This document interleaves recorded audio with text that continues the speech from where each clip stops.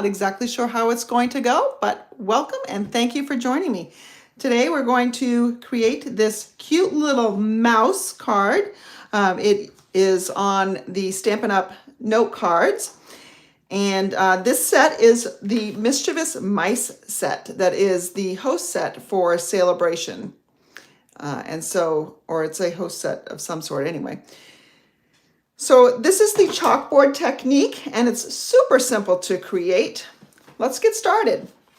We're going to need a piece of basic black cardstock, and the directions and measurements are going to be on my blog, stamperhood.com, immediately following this, or as close as I can get it anyway.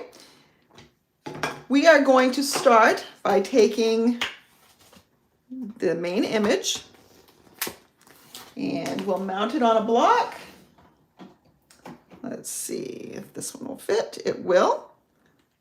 Now, when you're stamping on your cardstock, you want to avoid touching it with your hands as much as possible. Otherwise, the oils will transfer to the cardstock, and you might be left with some places where the embossing powder will want to stick. So I try to very carefully not get it in too many places. Now at the same time, I'm going to use the Say Cheese stamp that is from that same set. And I'll stamp that right in this corner up here on an angle. I'm using Versamark ink, which stays wetter longer. It will allow the embossing powder to stick where I want it. Tap it off. Now if you get some stray pieces, so apparently I rocked when I shouldn't have on my stamp, so I'm just going to take a little paintbrush and tap that off. Clean up any of the other. And it doesn't have to be perfect, because if you've ever seen a chalkboard, you know there's stray stuff all over the place. I taught for 25 years, and a good portion of it was on a chalkboard. Now it's, of course, dry erase boards, but I have a fond remembrance of working with chalk. I'm now going to take my heat tool and zap it for a little bit. Oops, I guess I need to plug it in. There we go. You're going to heat it just until you see it turn shiny. So the embossing powder is made up of tiny plastic particles that melt when heat is applied, and it bonds to your cardstock. So you can see that it's getting bright white and shiny. So I'll move over to the areas that are not bright white and shiny. And before I burn my hands, I'll just turn it over. You want to make sure you get it all done.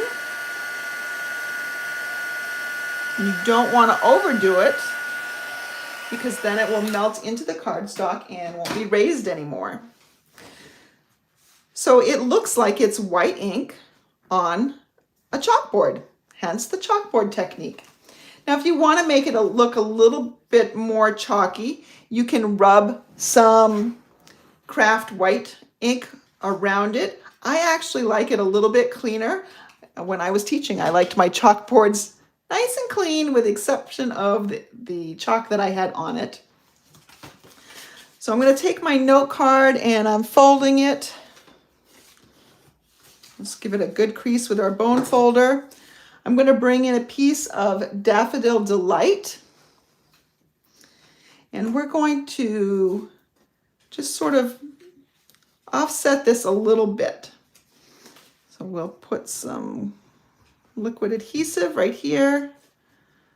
I'm going to offset it just a little bit. There we go. And then when I put this onto my card, I'm going to look for the black portion to be squared up with the note card itself.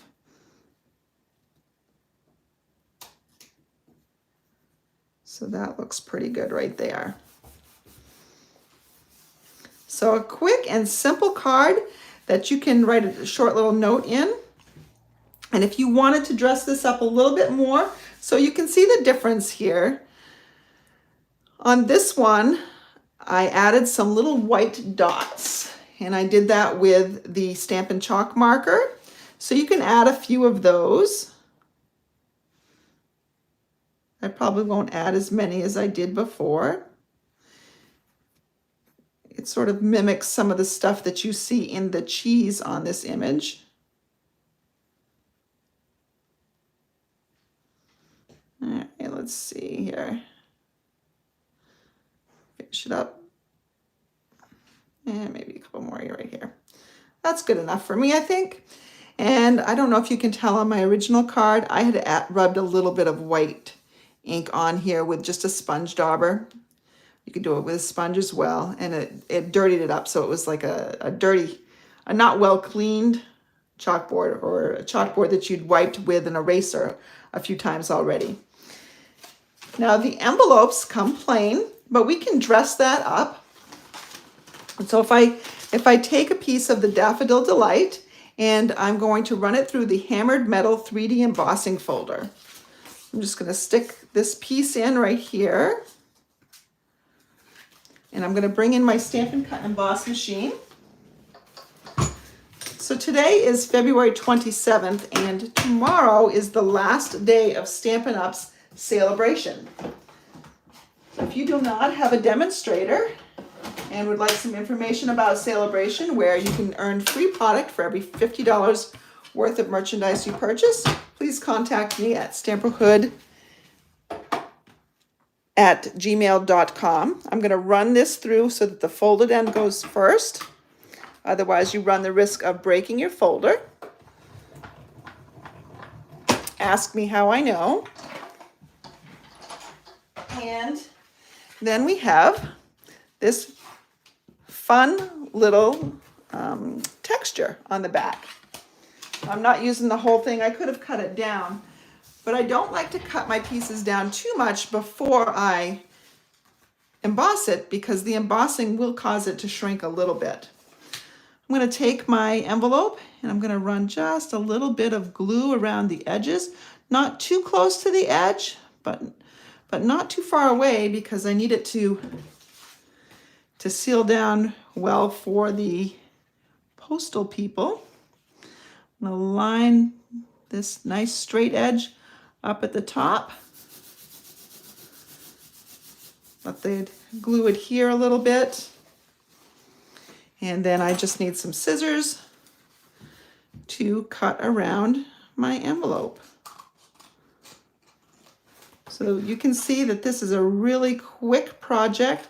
This would make a really nice little gift set for someone. And you can do this with any stamp. White on black looks like a chalkboard. And I would just use something that looks like it might have been hand drawn. So there we go. We have a cute little note card with a coordinating envelope.